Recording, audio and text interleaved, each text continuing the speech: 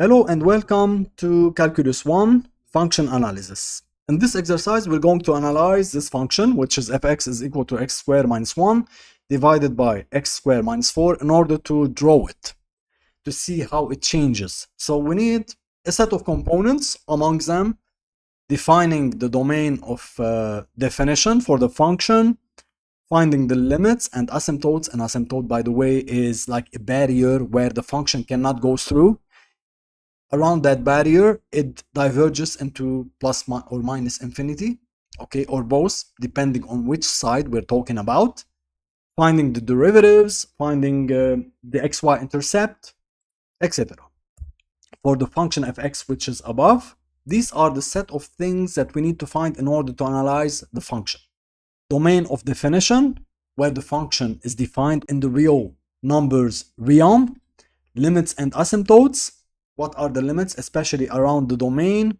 Y and x-axis intercepts, meaning where does the function cut the y-axis and the x-axis, respectively. The derivatives, or one derivative, to find whether the function is increasing or decreasing and where.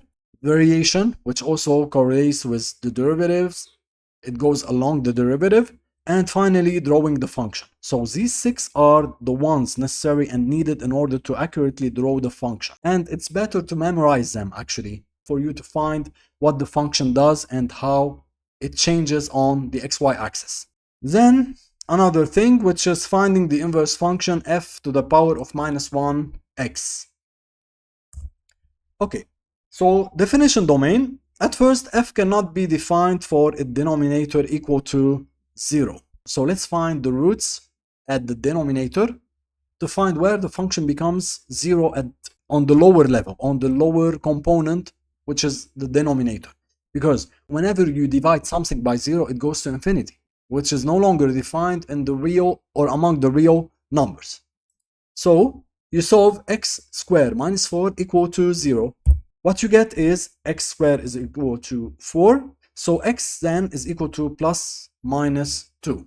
So for x equal plus 2 or minus 2, the denominator becomes 0, and you would have a divergence of the function, and you would get an asymptote, actually, which is where a function can no longer go through. It approaches that asymptote, which is a line, and here, by the way, they are vertical asymptotes, but it cannot go through them. X is defined in R, so among all the real numbers, minus 2 and plus 2. So all the real numbers are valid for this function except for x equal minus 2 and x equal plus 2, where the denominator becomes 0. Or it can be written in a slightly different way, which is interesting. X is in the domain of from minus infinity, of course minus infinity is excluded, all the way to minus 2, which is also excluded. This is one of the asymptotes. Union plus 2 plus infinity, also excluded. Why? Because plus 2 also makes the denominator 0, so it is excluded. Limits and asymptotes. Let's find the limits.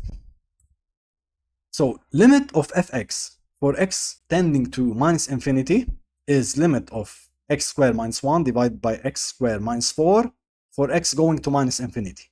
So in such case, we consider the highest powers of variables, which are x2 above and x2 below.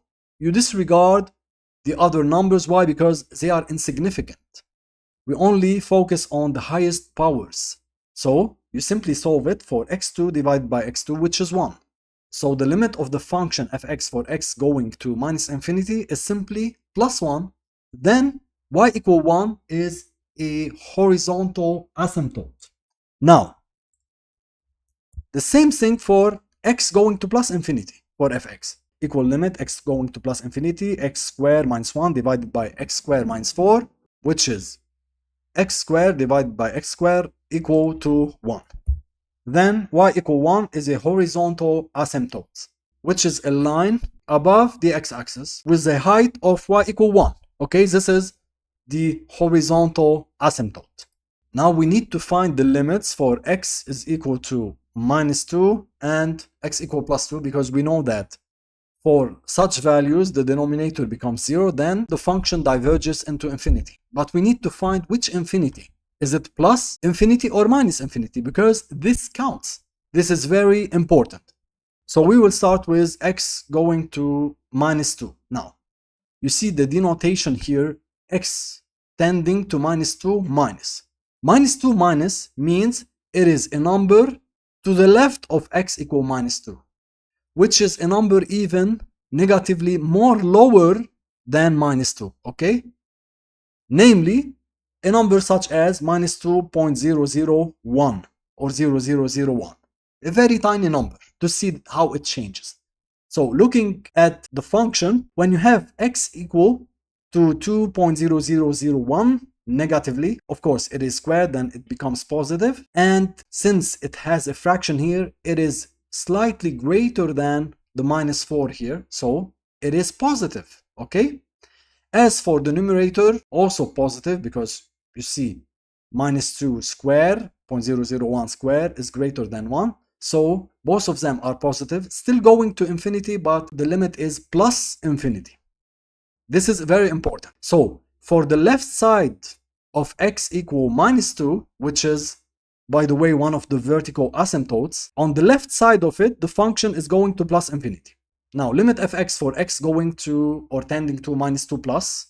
Minus 2 plus means that it is a number slightly greater than minus 2, which is at the right side of x equal minus 2, the vertical asymptote. Okay, slightly greater. So let's say it is minus 1.9991. If you place it in the equation, you get a number, when you square it, slightly less than minus 4. Now, in the numerator, it is positive because it's still greater than 1. But in the denominator, it is less than minus 4. So the sign is negative, which means that the function still goes to infinity. I'm sorry, but since we have a negative sign, so it goes to minus infinity instead of plus infinity.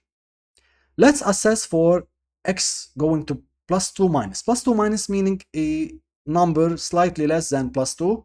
The same thing, it will be less than minus 4. So you will get a negative limit, but still going to infinity. So it's negative or minus infinity. For x going to plus 2 plus meaning a number slightly greater than 2, like 2.0001, it is greater than 4, so it is plus infinity. And again, for the numerator, it's always positive in this case. So x equal minus 2 and x equal plus 2 are vertical asymptotes, but we've seen to the left and to the right of each of them how the function behaves. Is it plus infinity? Is it increasing or decreasing? Y-axis and x-axis intercept. So what do we mean by them? Y-axis intercept is where the function cuts the y-axis, okay, on the y level. Because we know already that on the x level, the function cuts the y-axis at x equals 0, but we need to find the y value for x equals 0. As for the x-axis, it is for y equals 0 when we need to assess where the function cuts the x-axis. Because we know that at y equals 0, this is the 0 level, that the function will intercept the x-axis. But we have to find what are the x values for which the function will cut. So for x equals 0, which is the y-intercept, if you zero the x's here, you get minus 1 over minus 4, which is 1 over 4. So that's the point. 0, 1 over 4. This is the y-intercept. The function cuts the y-axis, not the x-axis, at y equal 1 over 4. And that's the point where it cuts through 0, 1, 4. So the function cuts the y-axis at y equal 1 divided by 4. As for the x-axis intercept, you simply place fx equals 0, which is y, by the way. Y equals 0. So you get x squared minus 1 equals 0, because this cancels out x squared minus 4 because you're multiplying it by 0. You solve x squared minus 1 equals 0, which gives you x equal plus minus 1. So for 2 points, this function intercepts the x-axis. It cuts the x-axis at 2 points, which are respectively minus 1, 0, 1, 0. Minus 1 and 1 being the roots of this function over here. Okay, so the function cuts the x-axis at x equal minus 1 and x equal 1. Derivative and variation. To find the derivative, f prime x, this is u divided by v by the way, it is equal to u prime v minus u v prime divided by v squared, u being the numerator and v being the denominator. Okay, so u prime v is the derivative of u times v, the denominator. Derivative of u, or the numerator, is simply 2x times v, which is x squared minus 4, minus uv prime, which is the numerator, or x squared minus 1, times derivative of the denominator this time, which is 2x. So minus 2x times x squared minus 1 divided by denominator square. You solve it, you expand it actually, it gives you minus 6x divided by x squared minus 4 squared. Now the denominator is always positive because it is a squared value, so the sign depends on the numerator of f prime x. As you notice something, if x is less than 0, then derivative is positive. F prime x is greater than 0, which means that slope increases, y increases in such case. If x is greater than 0, then the sign is negative. F prime x is less than 0, then y decreases. And finally, for x equal to 0, f prime x is equal to 0, which means you have a saddle point. A saddle point just like the saddle of a horse. So there's no change, neither positive nor negative. You have a level, just like the top of the mountain. You have neither increase nor decrease. Let's find the variation. So we've seen the signs. Before 0, f prime x is positive, it's greater than 0, and after 0, it is negative, less than 0. So how does fx change? Remember, we need to pull back the limits. So for x going to minus infinity, fx goes to 1. You can look at it yourself. And it is increasing towards what? For x going to minus 2, it goes to plus infinity. And by the way, we place minus infinity plus infinity, we place the asymptotes and the roots of the derivative. This is for minus 2 minus, which is the area right before minus 2. The function goes to plus infinity. Now, for minus 2 plus, which is to the right of this asymptote, you have the limit going to minus infinity, and it increases up to 1/4, which is what? The y-intercept for x equal to 0. Then it decreases. Now, limit of plus 2 minus is minus infinity. You can look it up, okay? We've written it in the previous slides. So it goes to minus infinity. Also, you have another asymptote here for x going to plus 2 plus, which is the area right next to plus 2, at the right of plus 2. Slightly greater than plus 2, the function goes to or diverges to plus infinity, correct? So it descends here. We have a minus sign from plus infinity to y equal 1, which is the horizontal asymptote at x equal plus infinity. Now, to draw the function, okay, remember, at first, we need to look at the variations. We need to designate these particular points. You see, these are the points that we've talked about, the x and y intercept. The y-intercept is 1/4 at y, you see. Also, I did not draw it here because the drawing is very small. And the function cuts the x-axis, which is the x-intercept, at x equal minus 1 and x equal plus 1. You can see it. Also, you need to plot the asymptotes. That's one of the barriers. This is y equal 1. Then x equal minus 2 and x equal plus 2. So between minus infinity and x equal to minus 2 to the left, you see that 1 increases to plus infinity. Then between minus 2 and plus 2, you have minus infinity going up, intercepting the x-axis, y-axis, and it reaches 1/4, which is a point, by the way, slightly below y equal 1. Then it goes back down to minus infinity to the left of the x equal plus 2 asymptote. From plus 2 to the right of x equal plus 2, which is the vertical asymptote, all the way to infinity. Plus infinity decreases to 1. Okay? And as a note here, it should not touch the asymptote, okay? But this is the best I could do with the graph. So The function can never touch the asymptote, but it gets so close to the asymptote without actually reaching it, whether x equal -2, x equal +2, or y equal 1. Now let's find the inverse function f minus 1x or fy. To actually do that, we need to solve x in respect of y. Here you have y in respect of x, so we need to flip it, okay? So this is how you simply do it.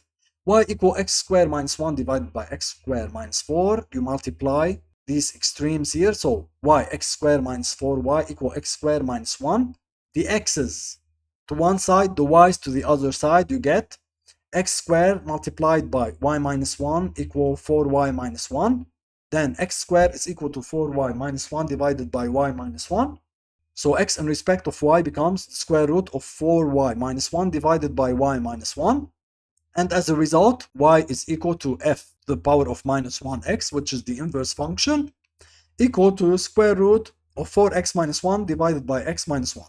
We simply exchanged x and y. So you substitute x by y and vice versa, and this is how you get the inverse function, which is y equal f to the power of minus 1x, which is the inverse function, is equal to square root 4x minus 1 divided by x minus 1. One final important note is that the inverse function is symmetric to the original or its original function in respect of y equal x, which is the first bisectrous it is called. So thank you, this is all for this exercise.